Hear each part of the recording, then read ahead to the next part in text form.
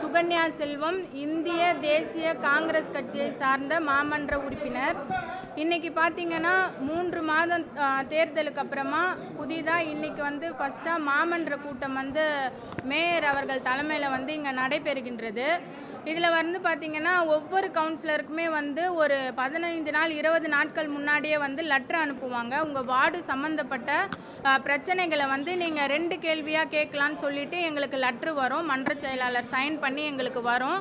அதன்படி பார்த்தீங்கன்னா நாங்கள் 2 கேள்வி கொடுத்துருந்தோம். ஒன்று பார்த்தீங்கன்னா சிசி டு பிடி ரொம்ப நாட்களாக எங்களுடைய வார்டில் திருவள்ளுவர்புரம் ஃபஸ்ட் ஸ்ட்ரீட்டு, கான் ஸ்ட்ரீட்டு, அப்புறம் திருவேங்கடபுரம் அந்த சாலையெல்லாம் கிட்டத்தட்ட 15 வருஷம் ஆகுது. சிமெண்ட் ரோட்லேருந்து தார் சாலையாக மாற்றணும். அது கிட்டத்தட்ட பார்த்தீங்கன்னா அது எஸ்டிமேஷன் அமௌண்ட்டே 15 to 20 லட்சம் மதிப்பீட்டில் தான் இருக்கும். கடந்த 4 வருஷமாக நானும் கேட்டுட்ருக்கேன். மன்றத்தில் பதில் என்ன சொல்கிறாங்கன்னா, நிதி ஒதுக்கீடு பெறப்பட்டு தரப்படும். இதே பதிலை தான் 4 வருஷமாக சொல்லிகிட்டு இருக்காங்க. அதே கேள்வியை தான் இந்த மாமன்ற கூட்டத்திலையும் நான் கேள்வியாக அனுப்புனேன். ஆனால் இந்த மாமன்ற கூட்டத்தில் எனக்கு வாய்ப்பு மறுக்கப்பட்டது. நான் நினச்சேன் எனக்கு மட்டும்தான் வாய்ப்பு மறுக்கப்பட்டிருக்கு, நம்ம லிஸ்ட் எடுக்கலாம், காங்கிரஸ் கட்சியில் வேறு யாருக்கு கொடுத்துருக்காங்கன்னு லிஸ்ட் எடுக்கலான்னு பார்த்தப்ப காங்கிரஸ் கட்சிக்கே வாய்ப்பு மறுக்கப்பட்டிருக்கு. இந்த லிஸ்ட்டில் பார்த்தீங்கன்னா சுயேட்சை வேட்பாளருக்கு இடம் கொடுத்துருக்காங்க, சுயேட்சை வேட்பாளர் கொடுத்துருக்காங்க, மதிமுகவுக்கு கொடுத்துருக்காங்க, அதிமுகவுக்கு கொடுத்துருக்காங்க. காங்கிரஸ் கட்சியில் 13 மாமன்ற உறுப்பினர்கள் இருக்காங்க. ஒருத்தருக்கு கூட வாய்ப்பு கிடைக்கலையே. அதை தான் நான் இந்த செய்தி தொடர்பாளர் வழியாக நான் இங்கே பதிவு பண்ணுறேன். அது மட்டும் இல்லாமல் இன்னைக்கு தமிழ்நாட்டோட மாண்புமிகு முதலமைச்சர் திரு சி. ஜோசப் விஜய் அவர்களுக்கு இந்த மன்ற கூட்டத்தின் வாயிலாக வாழ்த்துக்களை தெரிவித்துக் கொள்கிறேன். இந்திய தேசிய காங்கிரஸ் கட்சியின் சார்பாக வாழ்த்துக்களை தெரிவித்துக் கொள்கிறேன்.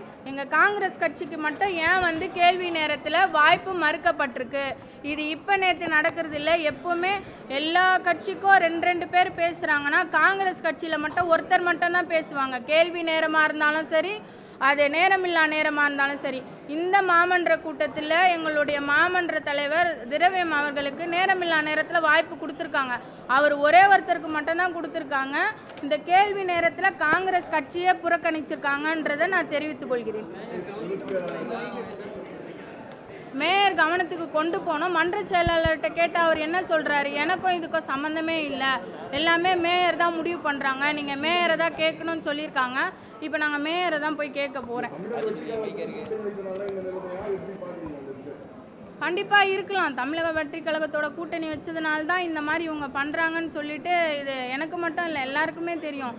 குறிப்பாக அவங்க காங்கிரஸ் கட்சியை தான் ரொம்ப கேவலமாலாம் பேசுகிறாங்க, நிறைய பேசுகிறாங்க. இருந்தாலும் காங்கிரஸ் பேரியக்கம் ஆளுநரோட ஆட்சி வரக்கூடாது அப்படின்னு சொல்லிட்டு எங்களுடைய தலைவர் ராகுல் காந்தி எடுத்த முடிவுக்கு கட்டுப்பட்டு நாங்கள் இருக்கோம். அந்த வழியில் காந்தி வழியில் அகிம்சை எப்படி அவர் செஞ்சாரோ அதே மாதிரி நாங்கள் அமைதியாக தான் இருப்போம்.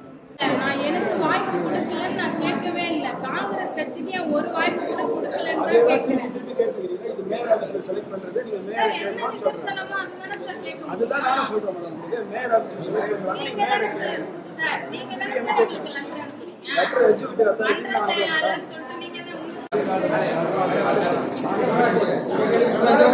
காங்கிரஸ் கட்சி என்ன பண்ணுச்சு?